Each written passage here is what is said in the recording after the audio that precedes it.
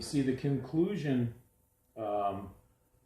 and the confusion that's happening with most people that are caught up in the legal system is they've taken what is reality and they've mixed it into a non-reality, and then they end up, because they believe in the non-reality as being real, or the fictitious assigned title, they surety it. Makes sense, right? If you've been deceived, you'll actually believe that something which is false is true. So when we go into Paul's writings, we go to the book of Timothy, and I think it'll be easy to kind of lay out the format of where we're going on this, because you'll actually see the wisdom that is found in Scripture.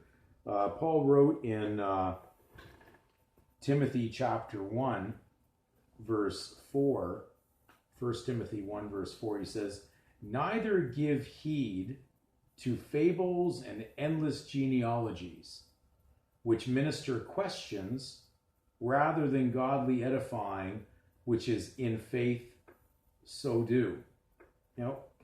Okay, so we're looking at, now there's Paul, who's part of the Roman Empire, and remember the word romance was basically to lie. It was to tell a fiction. So romancing is not a good name, and of course it comes from the Romans, so you can understand the Romans were a society based on fiction and fictitious titles that they assigned upon the people. And Paul was very well versed in this, having been, basically part of the nobility of Rome. Most people don't realize the word freeborn meant of nobility. And that's why that soldier was quite concerned when he tried to arrest him and found out that he was of that Roman nobility. Certainly today, if you said to an officer, would you arrest an American or a Canadian, they'd have no problem all day long doing that. So certainly when Paul said he was a Roman, it couldn't have meant the same thing. In fact, Paul was part of the elite of Rome, and therefore with his background being freeborn of nobility, they had tax-free land, and they had privileges that the commoners did not have. So basically the situation is, Paul, when he's writing in this, you have to understand the depth of what he's really saying there.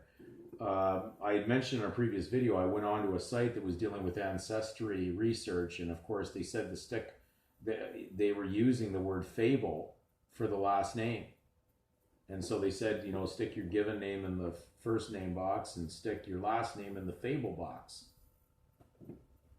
I said, okay, now I'm going to join the dots here. I remember a scripture of Paul talking about fabled genealogies that bring about endless questions. Well, it's very questionable that you have any at all way to prove any entitlement to a fabled name.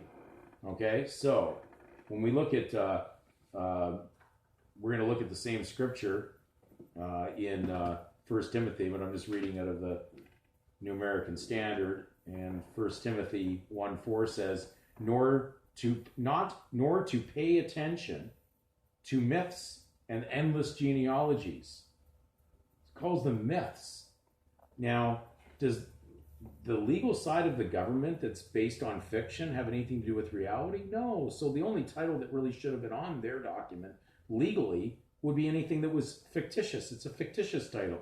So we go to one of the letters, of course, that was sent to the office of the Registrar General inquiring about it, what the Registrar General does. And of course, they write back a letter. And of course, they only write back to the last name because that's the only one they could be talking to. They're talking to someone who's trying to believe in the last name, which is the fiction name, the fiction title.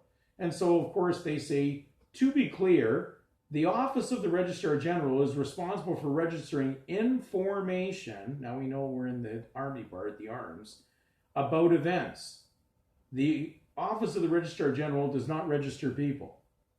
So they don't register people, well, then they don't register anything in reality. They're registering a fabled genealogy that they're using in the fiction for another fiction, which is money. Money doesn't grow on trees, so it's a fiction. Because you believe it's real doesn't mean it is. We know it doesn't come from nature. We used to cut down trees and then use the paper and make these things, but that's not reality. We know that that's just a medium, and be careful with that one, a medium of exchange. Mediums were used in demonology. So be very careful when you're trying to conjure up mediums. We're not seeing the spell, the witchcraft, and Satan's diabolical scheme of evil and a lie. So if you want to believe in a lie, you would have to surety the lie. And therefore he'd have to get you to believe and act as the guarantor for the lie, or it won't work. So how would the legal work without someone who's a consensual, voluntary guarantor surety to take on the responsibility for it? You remove your consent, you remove what is real out of there, and all they have is a fiction, which is all that Caesar could have. We're doing this to ourselves by our consent.